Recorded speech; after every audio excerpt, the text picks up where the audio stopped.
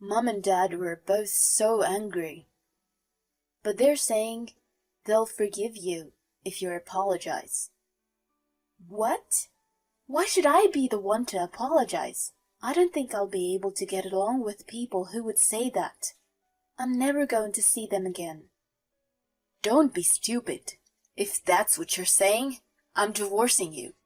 Get out. Actually, I was just about to leave, you know. My name is Jade, and I'm a 30-year-old office worker. Just recently, my boyfriend, Harry, proposed to me. We're both into online games and we first met at a meetup. He's 7 years older than me, and it's kind and accepting. He understands how important work is to me and keeps a nice distance, which is what I like about him. However, I do not know what to do after being proposed to. Marriage wasn't really an option I was thinking about. I felt like marriage seemed binding. Of course, I don't mean I want to have an affair or anything, but it just felt like more responsibilities and becoming unable to focus just on work. I don't really have any hobbies, and I love work.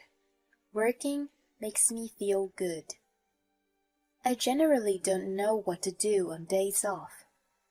So, I'm probably a bit strange. This is mostly the reason why all my ex-boyfriends left me. You're like a guy. Why do I have to adjust my schedule because of your work? They've said things like this to me. In the end, men want to be the ones in control. They'll probably expect me to become a housewife, or say things like, housework is the wife's job. Unbearable. That's why I've never thought of marriage as being a happy ending. But Harry has proposed to me. I checked to see if he truly understands. I'm not quitting my job. Of course not. I don't know whether I can go out on days off. I don't mind. We are both going to do the housework. Are you okay with that? I've lived on my own for a long time, no problem. When I focus on work, we might not get much time together. Are you good with that? I have multiple hobbies, and I know how to spend time on my own. Why do you want to marry me then? It's just, even if all of what you just said is true, I don't want you to become someone else's. Even if we only live together on weekends, or live separately, I still want to marry you. Not just boyfriend and girlfriend, but an officially married couple who have vowed that they will love each other forever. It's just my selfish request. So, if you don't want to, we don't have to get married. Common law marriage can work if that's better for you. This all made sense to me, so I decided to trust him. He truly understood me and made these suggestions. I know I can manage married life with this man. And maybe I don't need to change a thing even if I get married. This is why I decided to marry Harry. As I had been saying to my family and friends that I had no intention of getting married, they were all really surprised when I told them. My mother was in tears because she was so happy. I realized how much this meant to her. She always said, "Live the life you like." But in truth, I'm sure she wanted to see her daughter get married. I feel so happy to put a smile on my mom's face. I'm glad I got married. We have our wedding, and we start life together as husband and wife. We've moved into our new house, unpacked, and gone through all the complicated paperwork as well. It was then when Harry suggested we stay one night at his parents' house.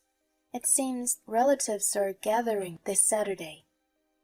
I have to make sure I'm not rude to any of them. Oh, no problem. My parents were already old when they had me, and they'll probably think of you as more of a granddaughter than a daughter. So you don't have to worry too much." This is what my husband says, and I feel somewhat better.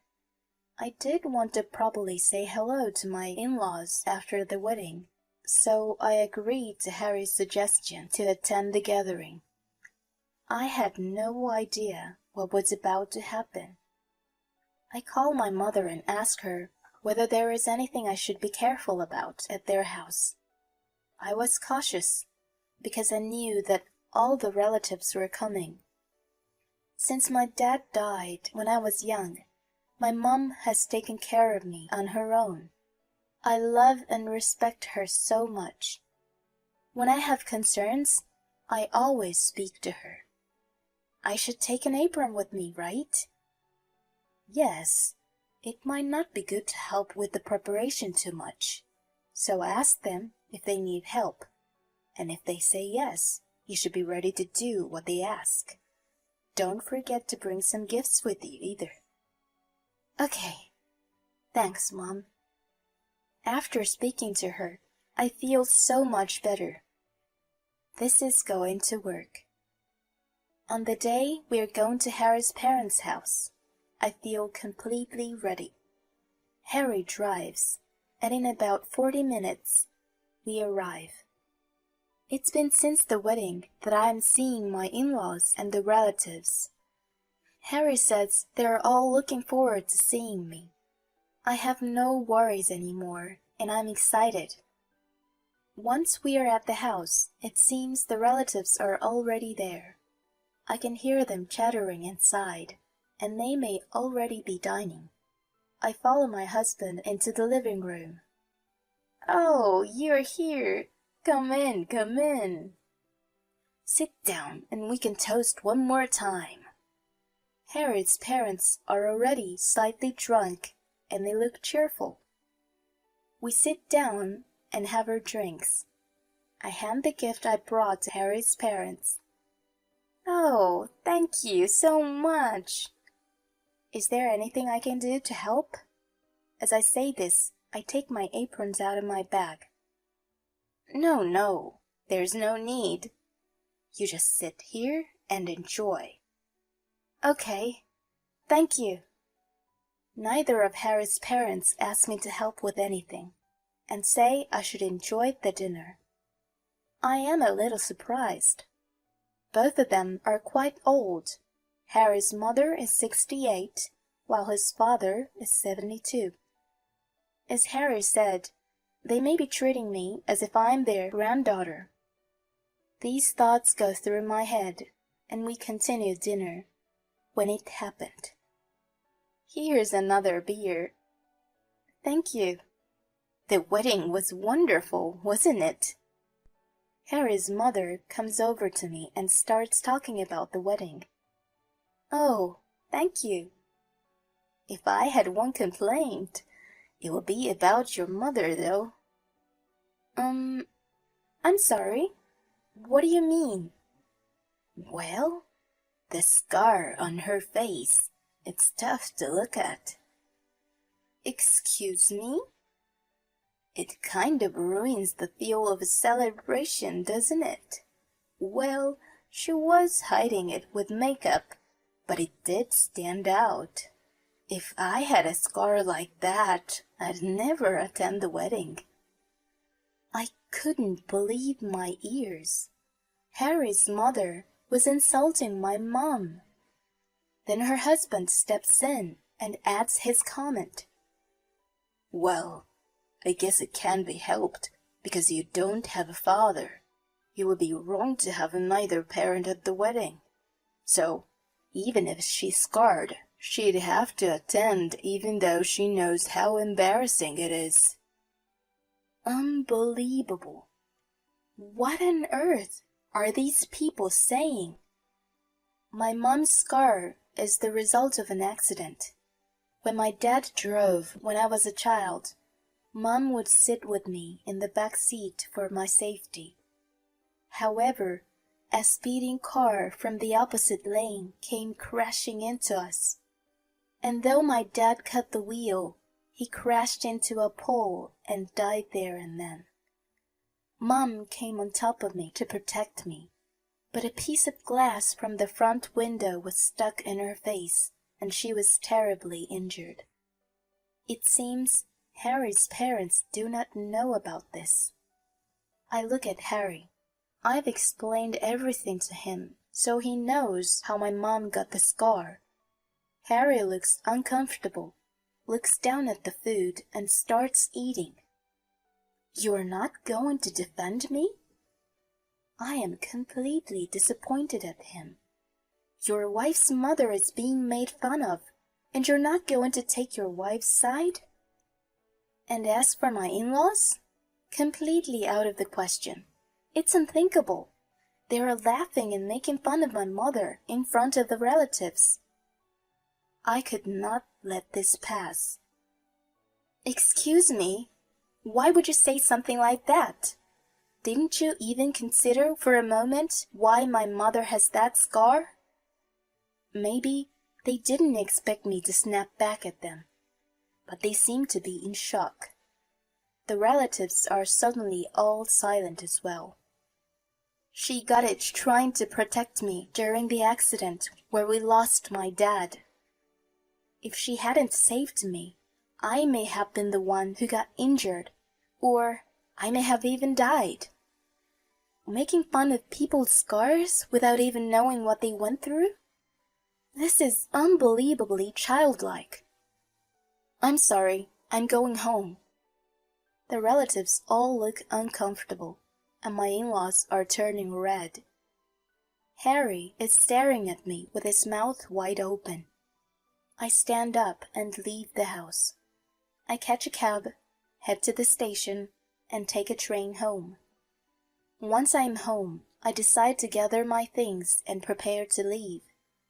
But it's already nighttime, and I can't drive because I've been drinking, so I spent that night at home. I decide to wait for Harry to return the next day. I wanted to leave as soon as possible, but maybe it's better to talk to him first and hear what he has to say before I go. When he's home, he looks very irritated. He throws his bags on the floor and glares at me. What was that? You embarrassed me and my parents. Your parents are the ones to blame. They insulted my mom in front of all the relatives. You know why my mom has that scar, and you don't even try to defend me? That's not what I'm talking about. First, you apologize for embarrassing me and my parents like that. What do you mean that's not what you're talking about? If your parents hadn't acted so childishly, none of this would have happened. You're insulting my parents again. That is not what I'm doing. I'm saying the facts. I am explaining what happened. Mom and Dad were both so angry, but they're saying they'll forgive you if you apologize. They're being so generous. You should be grateful. What? Why should I be the one to apologize? I don't think I'll be able to get along with people who would say that. I'm never going to see them again. Don't be stupid. If that's what you're saying, I'm divorcing you. Get out. Actually, I was just about to leave, you know. I pick up the bags that I had already packed. You intended to leave? Yes, exactly. Because your family were terrible to me. Okay then, I have something to show you too. He takes out the divorce papers and bangs them onto the table. He's already filled it out, and his parents have signed their names as witnesses. This means they discussed this and decided that if I don't listen to them, he would hand me these papers. Unbelievable. I want nothing to do with these people. So, you scared? If you're sorry at all, we're going back to my parents' house right now to apologize. I wonder why he thought this could be a good way to threaten me. I pick up the divorce papers in my bags and leave the house without another word. Harry cries, "Hey!" But I ignore him. And I am back at my mom's house. Of course, I've submitted the divorce papers on the way. This means I have nothing to do with Harry anymore. My mom is surprised to see me at home, but she hears what happened and has a frown on her face. I'm so sorry. It's all my fault. Hey, if you say that again, I'm gonna get angry. You're the person I love and respect the most. If anyone insults you, I'm not forgiving them. I don't care if it's my husband or his parents. Thank you, Jade. A few days pass, and Harry has reached out to me several times, but I continue to ignore him. Then it seems he couldn't wait any longer, and he arrives on our doorstep. I don't want to let him in, so we are talking at the entrance. Will you reply to me? And you have to come home right now. Why should I? I have nothing to do with you anymore. What? What do you mean? I submitted the divorce papers. Huh? We are not husband and wife anymore. Don't be silly. Why would you do that? You're the one who got the papers ready. It was just up to me to submit them. I was only trying to threaten you. What do I care? And why would you fill out the divorce papers just to threaten me? I can't believe this. I'm going to register our marriage again. Well, I'm not going to sign anything. And besides, I've already submitted documents to prevent you from doing that. No way.